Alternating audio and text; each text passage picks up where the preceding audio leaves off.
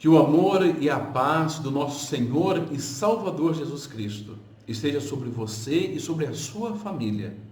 E que o Espírito Santo dê ao seu lar alegria, paz, felicidade, que somente Deus pode conceder.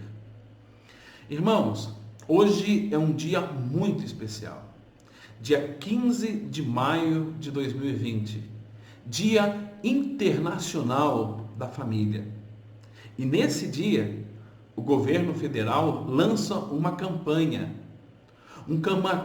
de conscientização e enfrentamento à violência doméstica. Vemos que esse tipo de violência tem aumentado nesses últimos dias no nosso país.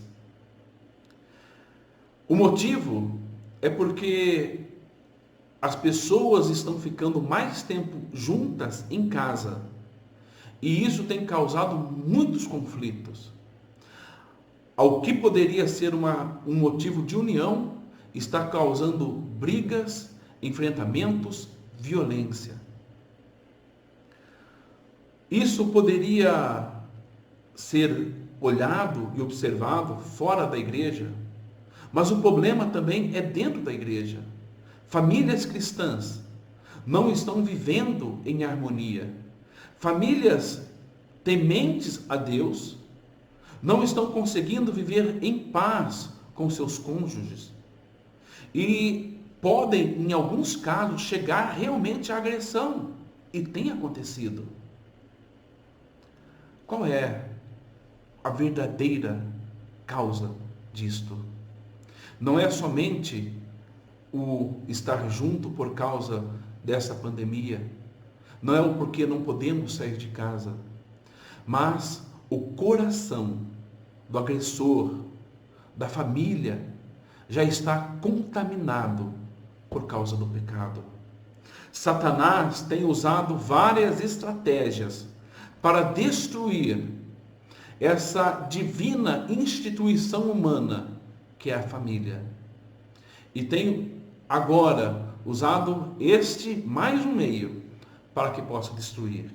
E famílias cristãs também estão se deteriorizando, porque estão ouvindo muito mais o que o mundo está dizendo do que se colocarem servilmente diante da palavra de Deus. Mas Deus nos dá uma solução para o caos que nós vivemos no nosso país, na nossa família e aonde quer que nós estejamos, independente dos problemas que nós passamos, há uma solução. E essa solução nós vamos encontrá-la lá na carta, no segundo livro de Crônicas, no capítulo 7, o verso 14, que nos diz assim, leiamos. Se eu cerrar os céus, de modo que não haja chuva, ou se ordenar aos gafanhotos que consumam a terra, ou se enviar a peste entre o meu povo, se o meu povo, que se chama pelo meu nome, se humilhar e orar e me buscar, e se converter dos seus maus caminhos, então eu o ouvirei dos céus, perdoarei os seus pecados e sararei a sua terra. No verso de número 13, nós observamos que Deus cerraria os céus, impedindo que a chuva chegasse sobre a terra. Que Deus enviaria gafanhotos para consumir toda a produção agrícola. Que Deus enviaria a praga no meio do seu povo. Nós observamos aqui Deus instaurando o caos, problemas surgindo, o povo não tendo saúde, não tendo alimento e não tendo nem mesmo o refresco da chuva. Isto causada unicamente por causa do pecado.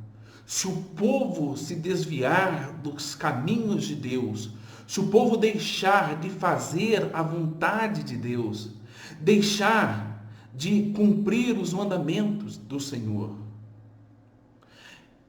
Aqui nós observamos que realmente Deus castigaria o seu povo pelo motivo da desobediência, do descumprimento da aliança que Deus estabelecera. Mas nós vemos Deus mesmo colocando a solução para que isso seja eliminado no meio do povo, que é: se o meu povo, que se chama pelo meu nome, se humilhar e orar e deixar e me buscar e deixar os seus maus caminhos, então eu ouvirei dos céus, perdoarei os seus pecados e sararei a sua terra. Vemos, em primeiro lugar, que Deus aqui fala: o meu povo. As pestes, os problemas, as dificuldades, o caos instaurado, não é para que o incrédulo veja, não é para que os outros percebam, mas é para que o povo de Deus sinta. Deus está fazendo isso para que o povo de Deus volte. Deus está falando para que o meu povo, não é o outro povo. E ele coloca uma exclusividade nesse povo, dizendo: o meu povo, aquele que se chama pelo meu nome, aquele que representa o Senhor aqui na terra, aquele que leva a sua palavra aqui na terra. Este povo, se ele deixar de fazer a sua vontade, se ele deixar de andar segundo a sua santa e bendita palavra, se ele se desviar para a direita ou para a esquerda, Deus enviará o castigo. E agora, a solução para isso, Deus mesmo coloca, que é: se este povo, se o meu povo, que se chama pelo meu nome, se humilhar e orar, se ele se colocar diante do Senhor, se ele se derramar diante de Deus, se ele buscar o Senhor, o povo de Deus que pecou, o povo de Deus que muitas vezes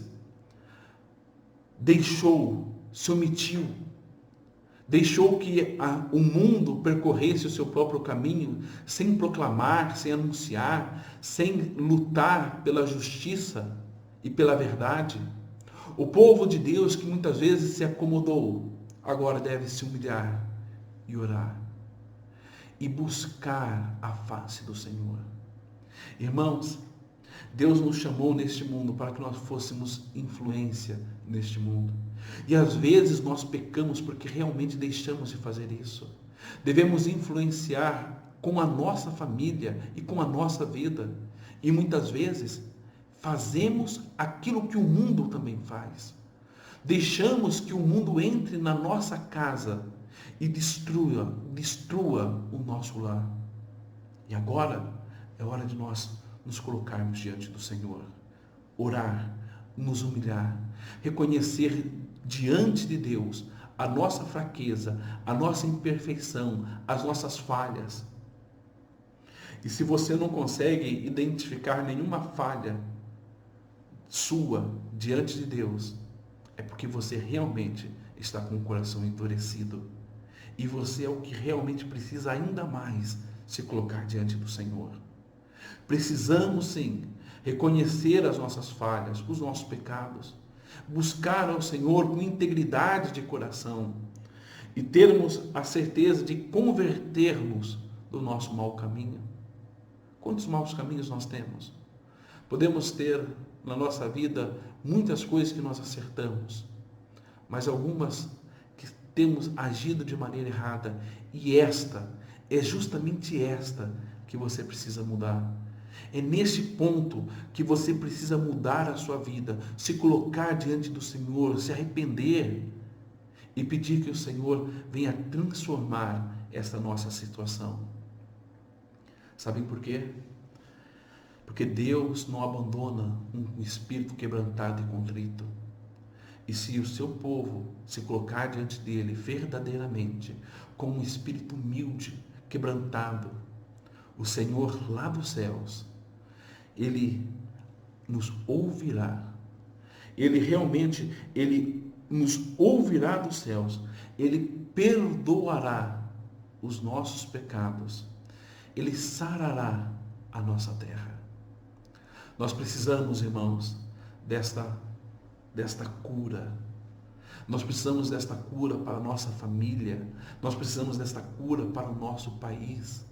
Não a cura do vírus que está por aí, mas a cura do pecado, da rebeldia, que assola os nossos corações, que assola as famílias que estão no nosso país, que assola a igreja.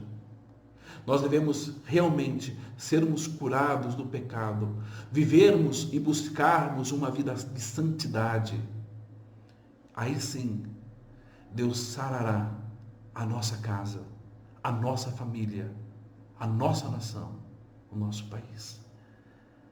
Que Deus esteja nos abençoando e que nós possamos derramar o nosso coração diante do Senhor, pedir a restauração, a transformação que somente Ele pode realizar no nosso ser e que nós possamos andar em novidade de vida para a honra e glória do nome do Senhor Jesus Cristo. Que Deus esteja assim nos abençoando. Vamos orar.